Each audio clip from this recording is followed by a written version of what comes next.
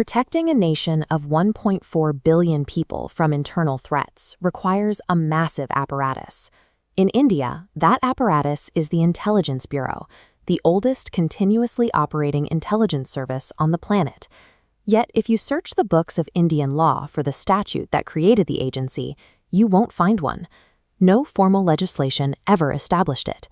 As a High Court observed in 2012, the agency exists entirely in a constitutional vacuum.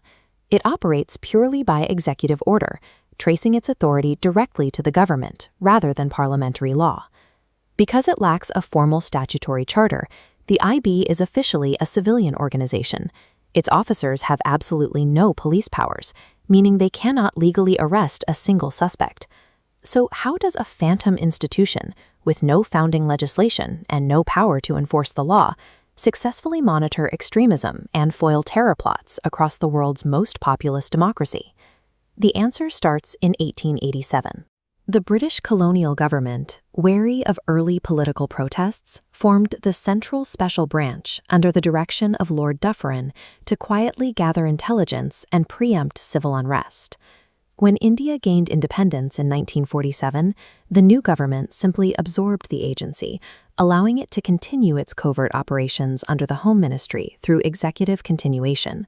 For decades, it handled everything from domestic politics to foreign espionage.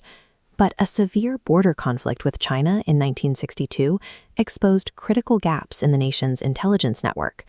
To fix this, the government split the mandate in 1968, stripping away foreign espionage to create a separate external agency, RAW.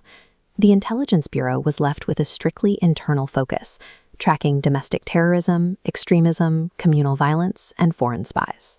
Confined entirely to the homeland, the agency had to perfect the art of domestic surveillance, relying exclusively on intelligence gathering because it lacked the authority to physically intervene.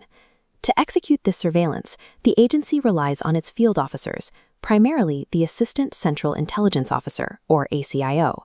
Recruiting these officers requires a highly competitive exam run by the Ministry of Home Affairs, pulling thousands of young college graduates into the selection process each year. The selection criteria ignore combat and tactical skills. Instead, candidates are evaluated on logic, Indian polity, and psychological discretion.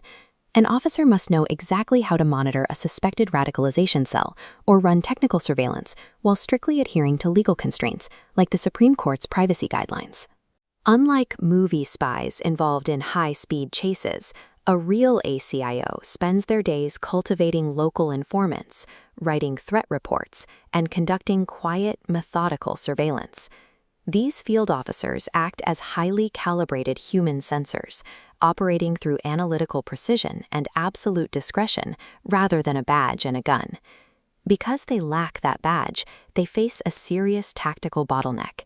If an ACIO intercepts communications outlining an imminent terror plot, they cannot physically detain the suspects. Raw field intelligence moves up a strict chain. Starting with the ACIO, it goes through analytical divisions to senior Group A commanders. Here, intervention happens. Intelligence is handed off laterally to agencies with arrest powers, like the National Investigation Agency or local state police. This interagency loop works in practice.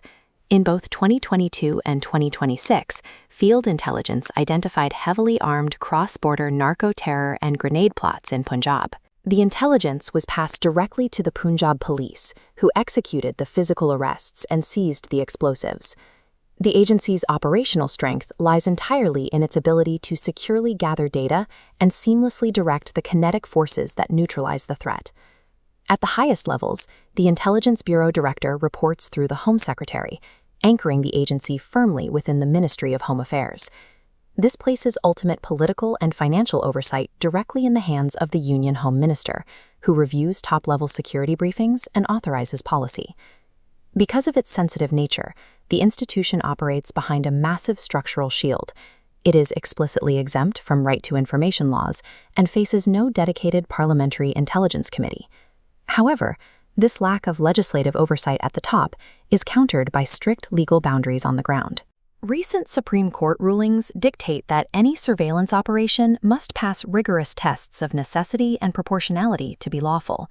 It remains an institution born from colonial anxieties in the 19th century, narrowed in scope by Cold War-era border conflicts, and sustained to this day entirely by executive mandate. India's internal security relies on this precarious balance, wielding a vast, invisible surveillance network through officers who must exercise perfect legal discretion, all while operating inside a constitutional ghost.